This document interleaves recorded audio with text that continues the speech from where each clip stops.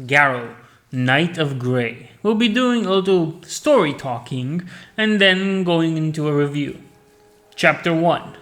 Dining on Ashes, the last of few. You know her. We start with a space marine walking on circular stairs. His boots were too wide for the stairs. In general, he was too wide for them. Sometimes his pauldrons would hit the wall. Carnage grew the more he climbed.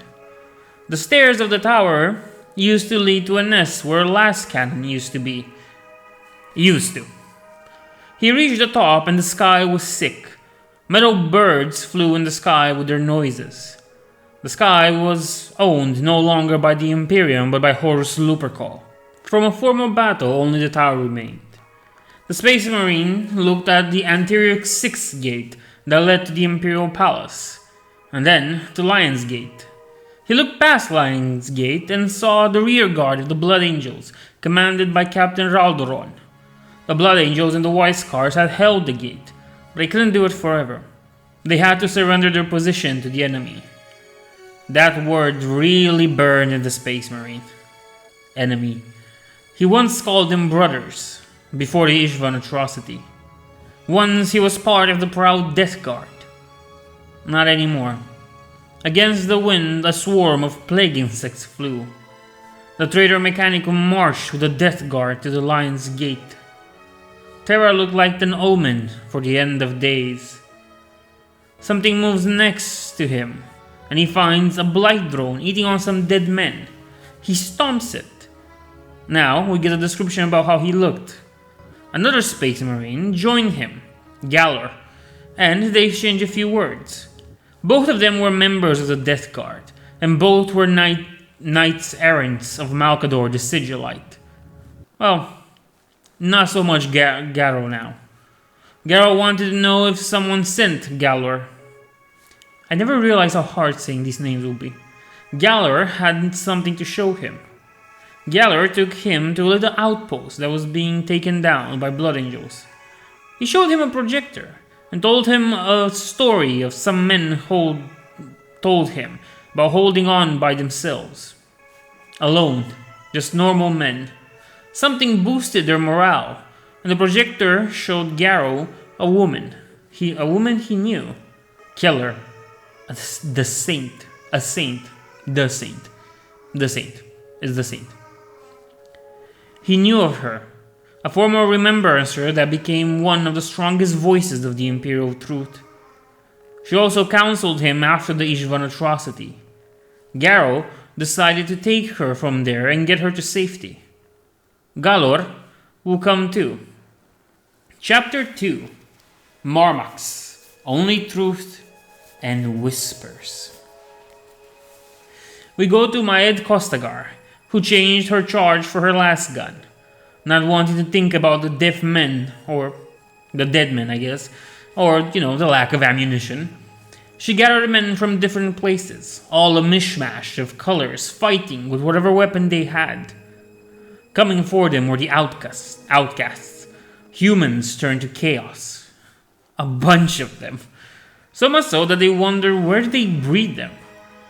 The order of the defenders was to hold, and so they will do. A voice broke the cacophony of war. Cacophony. A voice that urged the defenders to continue their efforts, and helped them become more confident that they could win.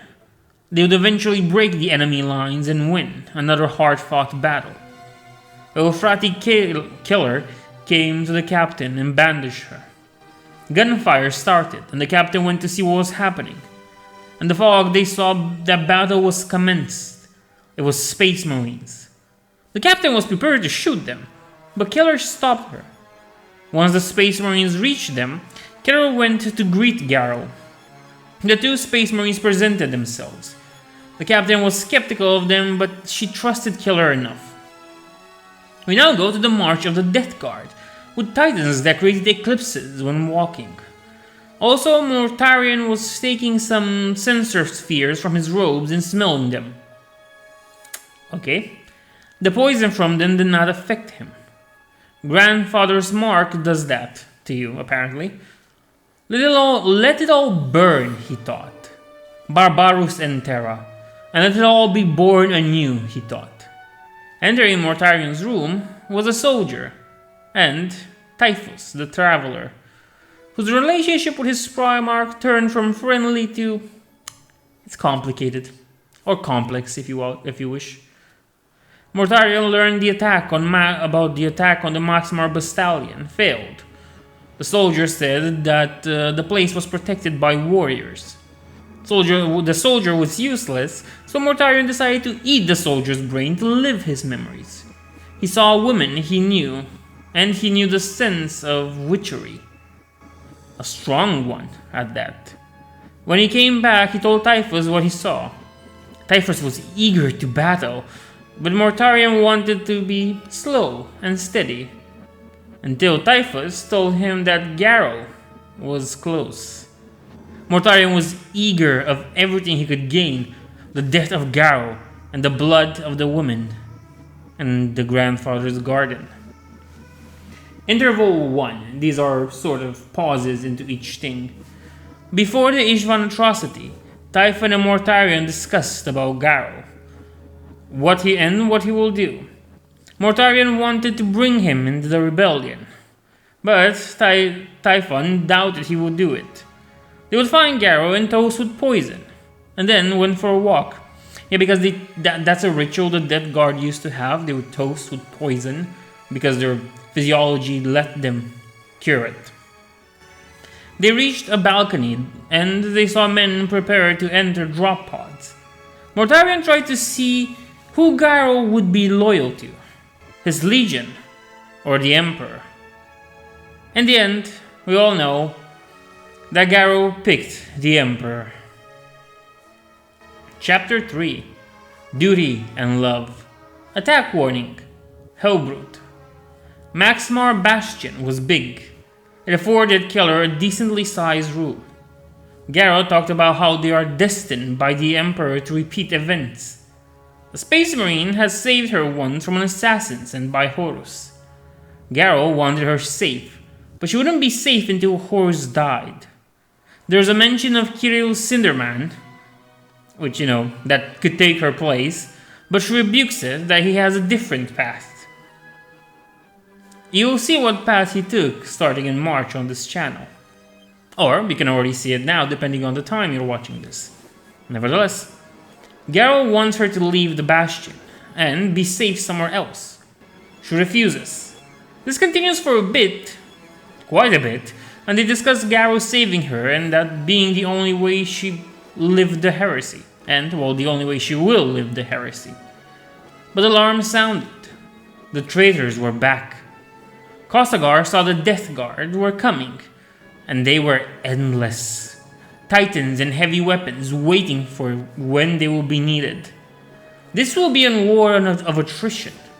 There will be no reinforcements for them, because Kostagar and her men were the reinforcements. And now the last line of the Bastion. Galor suggested it was time to leave. He knew better the Legion's tactics and how deadly they can be, from analyzing the strength of the enemy to the march of deadly infantry. The captain said her duty was to defend until, she didn't get to finish that line and that expression, because in the middle of the march, she then saw Mortarion and Typhus. She then wanted to tell Garro and Galor that, she changed her mind and she's reconsidering the possibilities. But, something killed her. Damn, this woman can't finish a sentence, it seems. She died by a plasma cannon before she could, say her final words.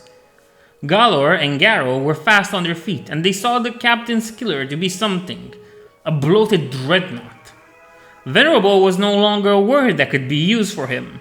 More like disgusting, revolting, diseased, flesh spilling out of the sarcophagus nightmare.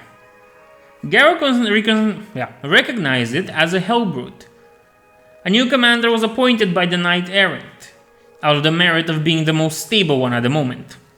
The Space Marines would deal with the Dreadnought while they will continue to fight. They would use gravity discs to go down the fortress towards their target. Garro ordered for no melee, but as you can imagine, the Hellbrute was affected by bolt rounds. So, Gallor pulled out his knife and asked Garro for Garro's cover. This isn't going to be end well, does it? And, well, Gallor jumped at the brute. He would get on the Hellbrute and stabbed it, but the Hellbrute didn't like that and tried to kill him, lashing at it with its tentacles and trying to fire a plasma shot next to him, or in him. But Garro made sure the Dreadnought's plasma cannon would be useless, and he targeted its cables, effectively making it misfire. But since it was charging at that moment, it got very hot.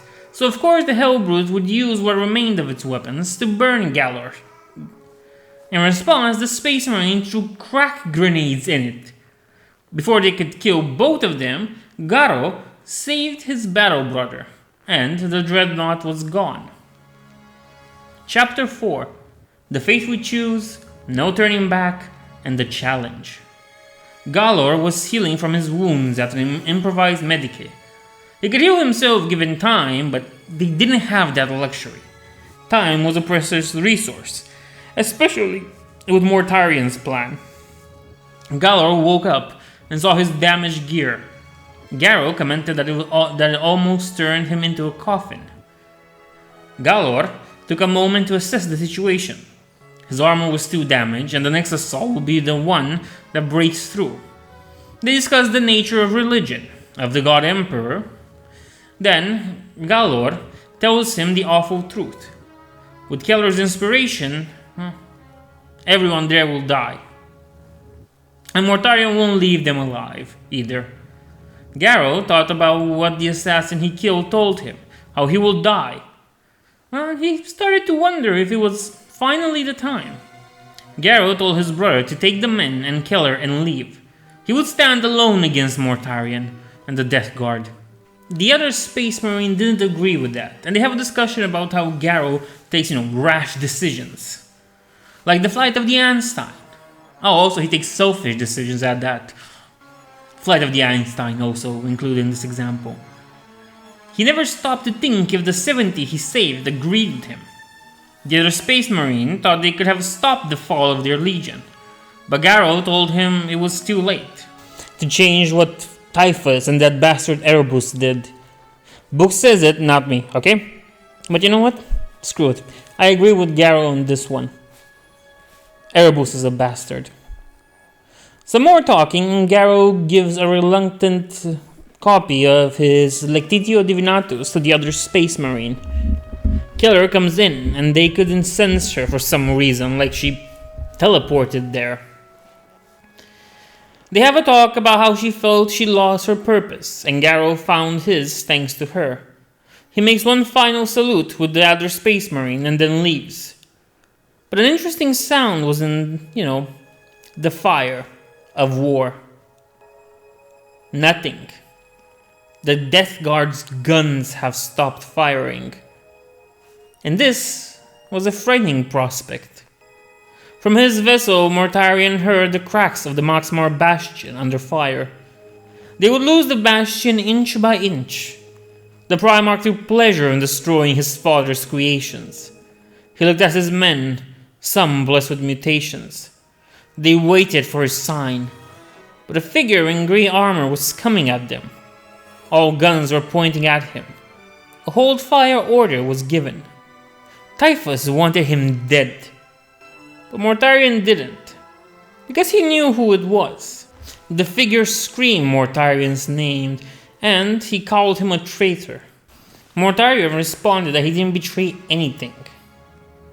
Well, Garro told him he's corrupted and to face him. Typhus realized who that figure was. He was very eager to kill him, asking Mortarion to just say it. Say it, and they'll be done with him. He did consider that, but he learned the gifts of chaos must be maintained with sacrifices. And what better sacrifice than this noble hero? He denied Typhus the skill. Typhus said that there was no need for his liege to muddy his sword, or in this case, sight, and unless he considers Garro a failure. The one that got away, shall we say. The Primarch didn't like that, and he pulled his silence at the neck of Typhus and told him to shut it. And something about being blind to his ambition. But Typhus weaseled out of it. And, he got alive, so we still have to deal with him. Mortarion ordered his men to stand down and give him fighting room. Garro walked among his former brothers. They had lowered their weapons, but he could feel their hatred. Mortarion came forth. Needless to say, Garro couldn't recognize his former Primarch, and asked what he had become. The Primarch told him what he always wanted: undying, unstoppable, unmatched. Garro asked what was the price, and the price was everything. Mortarion tried to convince Garro to join him and offer him a cup of poison. Garro accepted the cup instinctively, and he wondered about how things could be remade. Mortarion asked if he would join him in a drink. Interval 2, we don't get an answer right away. The planet Barbarus after reunion. Garro was the last of his shuttle to leave and walk on Barbarus. We learn here that the process of becoming a space marine happens to young recruits, and all those picked from Barbarus would have died if not for the Emperor's intervention. Mortarion changed the name of the Dusk Riders to that of Death Guard, in honor of the rebels he fought alongside. Garro kneels in front of a monument of the Overlords, thinking it was to fallen heroes, but a woman soldier corrects him. They talk a little, and at some point she questions him why only men can become space marines. Well, okay, that's funny. Like he should know. To which Mortarion comes and says that they'll ask his father, the Emperor, Typhon was with him. Then we get some talks between Typhon and Garro about how, walking the world of the Primarch would help Garro's mind. And after that little talk, Garro was promoted as the 7th captain. Something he accepted as his duty. And, he couldn't care for glory. Some more talks about Garro being reluctant, but in the end, he accepts that the new recruits from Barbarus are children of Terra, like himself. Chapter 5, Reaper of Men, No Quarter, Fall of a Champion. Garro looked in his cup. This drinking of poison was tradition once, a sign of good fortune. He was sure there must have been blood in there, the Primarch's own vitae. Garro says he never wanted to turn against his legion.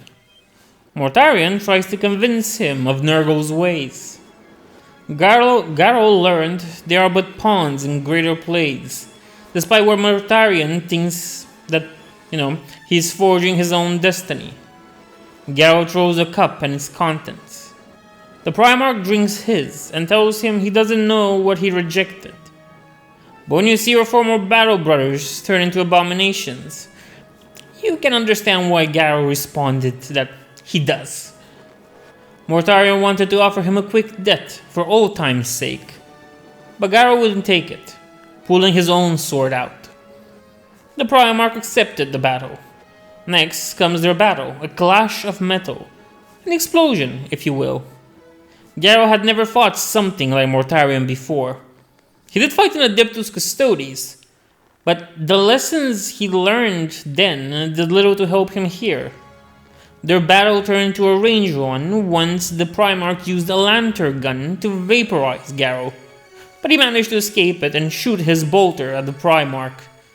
To, as you can imagine, little to no effect. Some more fighting and Garro would lose his gun to a showy attack from Mortarion. Typhus screamed to end him, but Mortarion refused, and Garro realized he wants to kill him slowly. They would do this the old way, with metal and blood. Garro accepted the idea. Every moment spent fighting was a moment for the other Space Marine and the Saint to leave. The battle between the two continued. Mortarion managed to injure Garro, But despite that, he continued until he felt some sort of sunlight on him. It was a familiar feeling. It was Keeler. Mortarion said her time will come soon. When the Primarch damaged his son, the Grave Wardens would hiss in approval while hitting their armor with their shields. Garro thought there might be some humanity left in his Primarch. When this began, of course. But now he knew that Mortarion couldn't be redeemed. In fact, none of his former brothers could be. So he struck at Mortarion and managed to cut him, before the Primarch sent him into a wall, because retaliation strike. Typhus told him that the game has gone long enough, and that Garro couldn't be redeemed. The Primarch agreed, so he went where Garro fell and beat him close to death with the pommel of his scythe. If Garro wouldn't serve alive, he would do so in death, as the Lord of Flies needed a new host. Mortarion mocked him, and Garro told him only in death did his duty end. Garro was laid down on the ground after that. Chapter 6. Hand of Death. Libertas. Rest in silence. The other Space Marine asked if everything was ready to leave. In a way it was. The traveling ship was overloaded. The other Space Marine asked about Keeler, but the commanding officer didn't put troops to guard her. Which he kinda realized later it was a bad idea, so she was alone. The Space Marine went after her, telling the officer that they leave the moment he's back. He found her, and she was crying, telling him to look. There was the sound of cracking ceramite armor, a sound that the other Space Marine knew all too well. They were watching Garro get beaten by the Primarch. The other Space Marine tried to move her, but he couldn't. It was as if she would move only when she wanted to, despite the Space Marine's strength. So he accepted the fact that they will watch Garro die. The Space Marine tried to get her to move, telling her his sacrifice would be in vain if they don't.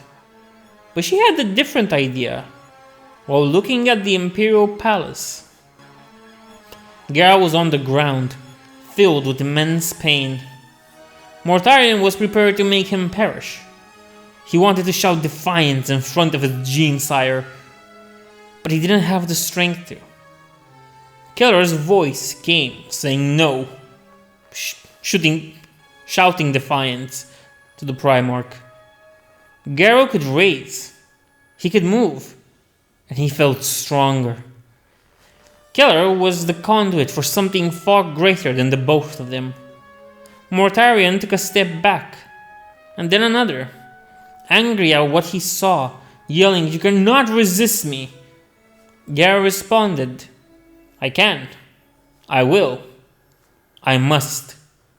He grabbed his sword and went back for the attack. They were equally matched this time around.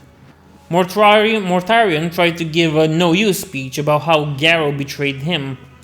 But Garro told him not only did the Primarch betray the Emperor and his sons, but also himself. Typhus yelled kill him. And so the Primarch planned to, break through Garro's sword with his scythe. And guess what? The plan worked. He did break through Garro's sword, and he plunged his scythe into him, poisoning his vein and his nerves. And this time he was sure the Space Marine wouldn't rise up. Garro was in his final moments, and he wondered how that would be. He just smiled and told his Primarch that with him, his humanity will die too. Mortarion knew and said it does not concern him. But Garro told him he was lying to himself. He always had, and this would be the act that brings his defeat. A ship flew from the landing pad. Typhus ordered his men to shoot at the vessel. Mortarion was angry. Garro told him the Saint will be safe. Garro had denied him his wishes, his victory. This is the fate of Oathbreakers. Garro pulled himself up the sight of Mortarion, making it come out of his back, and with a swing of his broken sword, he plunged it into his Primarch's throat. This would hurt him. It would not heal as easily. Garro had defied him once more. He wanted to be able to split the Imperial troop with Keeler, but he had done his purpose. A warm light appeared in front of him, a golden warrior. He wasn't sure if it was his dying mind or if it was really him. The warrior gave him a nod and extended his hand. And as Garro reached for it and touched it, he saw his body become dust. But it didn't matter. What did matter was that his soul will live now in eternity. The God Emperor knew his name, and Nathaniel Garro's duty was at an end. Boy, so I guess I said I'll do a review of this one now, and I'll try to keep it as short as possible. But I liked it, to be honest, especially the ending, because once you read the whole book, you get to a point in the ending where, if it's true, it speaks more of the Emperor's godhood and his powers. And if it's not, well, it speaks that a man, an honorable space marine, the best of them all, has finally found his rest and his peace. And his duty has ended. In death, of course, but that is as the only time duty ends. In death.